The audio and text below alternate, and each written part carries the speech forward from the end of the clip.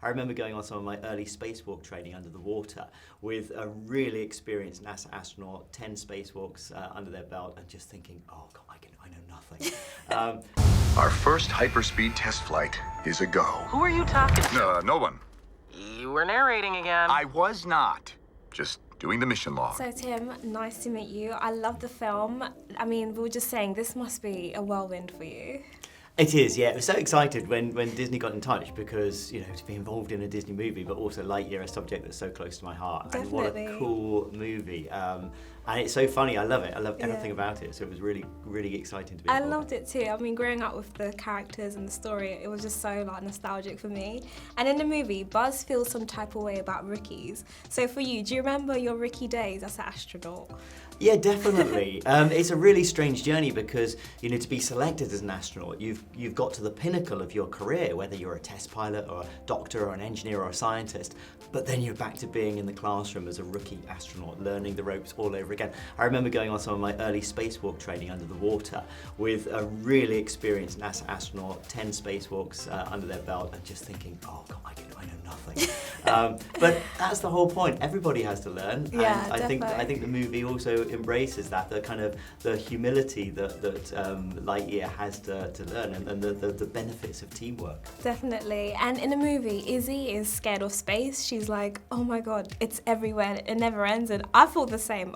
That scares me. So when you started, did you have any irrational fears that you had to overcome? I mean, I imagine you did. Yeah, that scene where Izzy has to make a leap of faith is brilliant. So because brilliant.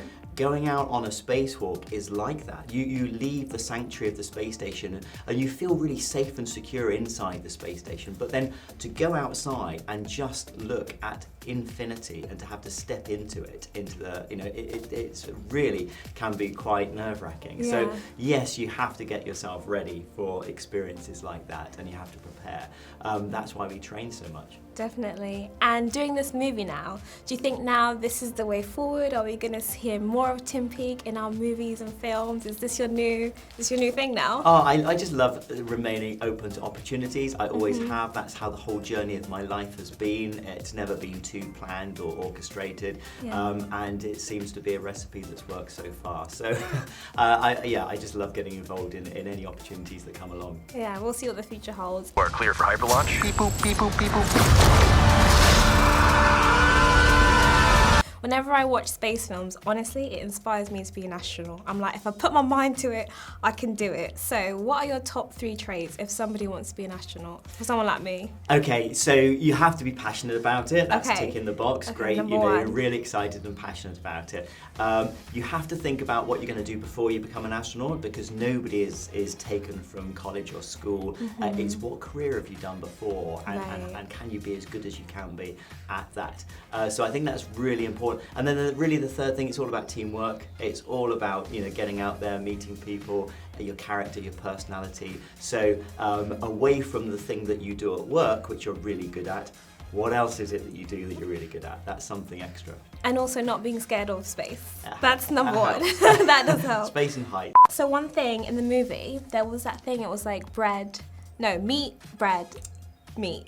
What side are you on? What is your take on that? I thought that was brilliant. Brilliant. The future of sandwich. Yeah, it really helps to kind of make you look at things in a new way. What I liked about that is that's exactly what we have to do in space. You have to look at everything in a slightly new way. You have to remove any preconceptions that you may have had. And so the sandwiches highlights that. Yeah. Why not? Why not have a meat? What would you prefer? Do you know what? I think it's fun, but I do prefer keeping my fingers as clean as possible. So I do think the meat bread is perhaps the cleaner option. But then you get more protein with the meat, you know? It's probably healthier Yeah, for you. probably healthier, like less carbohydrates. There was a line in the movie, I can't remember who said it, but it was so inspiring to me. It was that this is a new now that has never been lived. And obviously the Buzz's catchphrase, to infinity and beyond. So doing this movie, what's one thing that Buzz Lightyear has taught you that you didn't know before? Gosh, it's about living in the present, isn't it? I think that's the one thing when you come away from the movie and you actually have a chance to think about it and reflect on it. I think it's about embracing what we have right now and living in the present and enjoying what we have right now. And I think that's probably a great message to take away. Is just embrace what you have right now, live in the moment. Definitely.